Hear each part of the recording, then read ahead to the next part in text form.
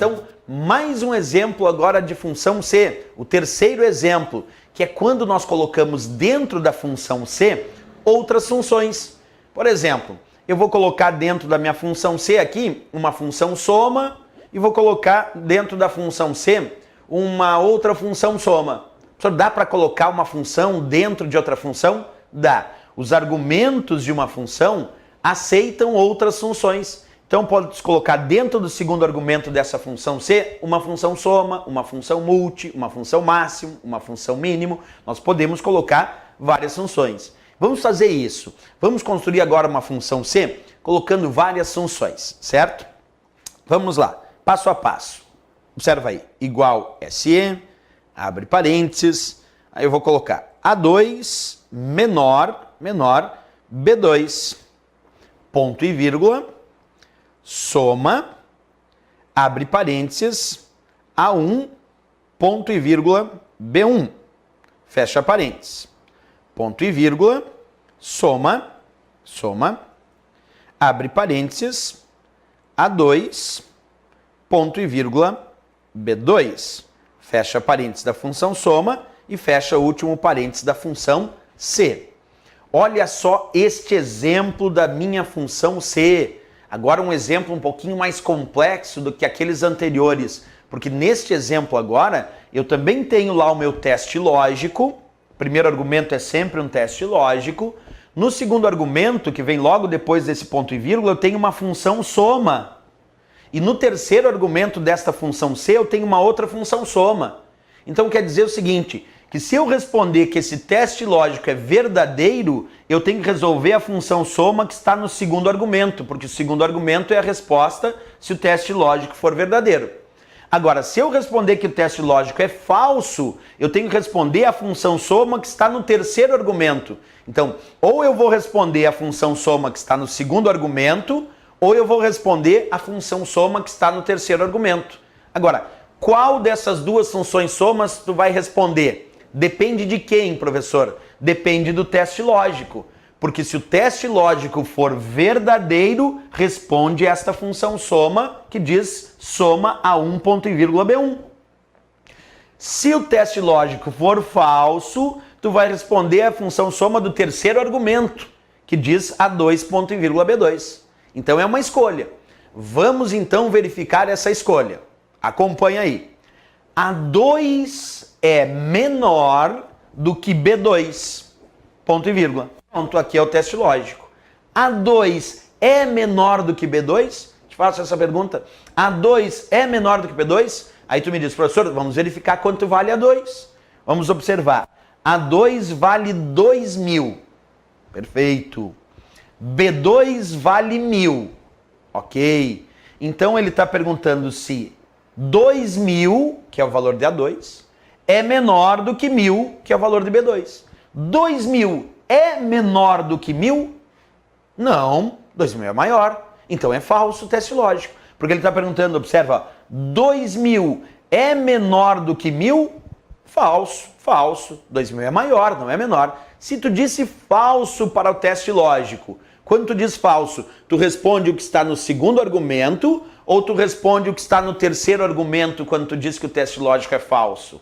Tu responde o que está no terceiro argumento. Quando tu diz que o teste lógico é falso, tu vem direto para o terceiro argumento, observa o que tem dentro dele e responde esse terceiro argumento.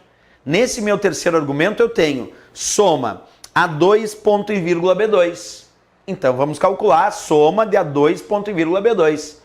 A2 vale quanto? Vale 2.000.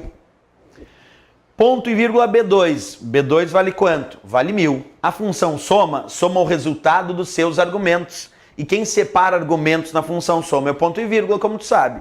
Então, A2 vale 2.000, ponto e vírgula B2 que vale 1.000. Então, ele quer a soma de 2.000 e 1.000. 2.000 e 1.000, o resultado é 3.000. Então, o resultado, quando eu der Enter, vai aparecer 3.000, que é o resultado daquela soma que estava no terceiro argumento, que era o argumento falso.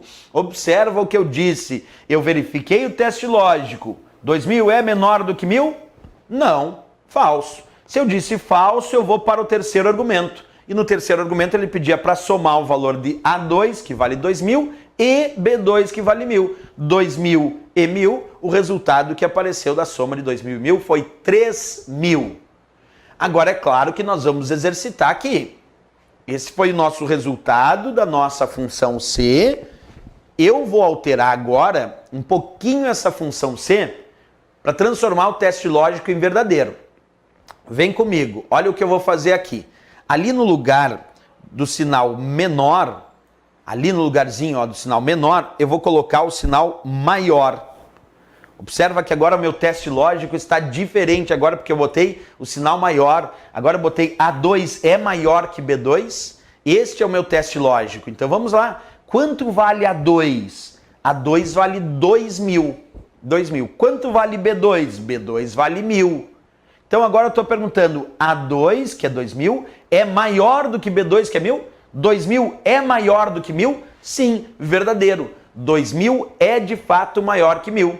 Se tu disse verdadeiro para o teste lógico, tu responde o que está no segundo argumento ou tu responde o que está no terceiro argumento?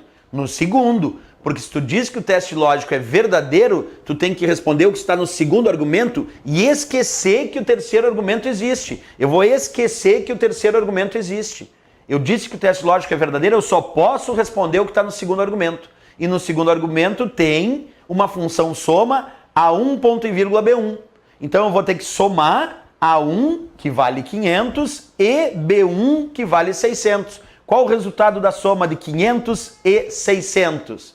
Vai dar 1.100. Então, quando eu der Enter, a resposta é 1.100, porque agora o teste lógico foi verdadeiro. E aí deu 1.100 como resultado. Por quê, professor? Porque eu analisei o meu teste lógico, descobri que esse teste lógico é verdadeiro.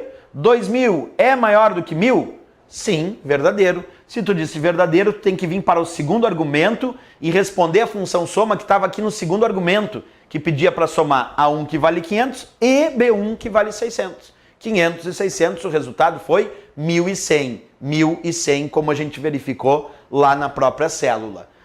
Não usei, nesse caso, o terceiro argumento, porque o terceiro argumento eu só usaria se o teste lógico fosse falso.